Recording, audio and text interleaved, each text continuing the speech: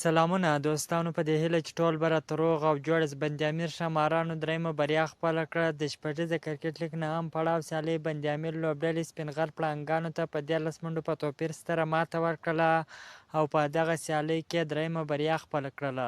د بند امیر لوبډلې د دغه لوبې ټاس وګټئ چې پخپله د توپونې پرېکړه وکړله. په ټاکل شویو 10 اورونو کې د ټولو لوبغاړو په اسپزېدو سره 140 منډې جوړې کړلې چې سپین غر پړانګانو ته د 148 منډو ستر هدف کېښوی. د بند امیر لوبډلې په دغه لوبه کې ډېره زبردسته په زړه پورې توپونه وکړله. په خاصه توګه صدیق الله اتل ډېره بهترینه لوبه وکړله چې په 2 بالونو باندې چټکې 9 منډې جوړې کړلې او په توپونه کې 15 څلوریزې غټې شپږیزې شاملې وې. او نن هم د سپین غر توپ اچوونکو ډېره زبردسته بهترینه توپ اچونه ترسره کړله. په خاصه توګه ظاهر خان او راشد خان ډېره بهترینه لوبه وکړله.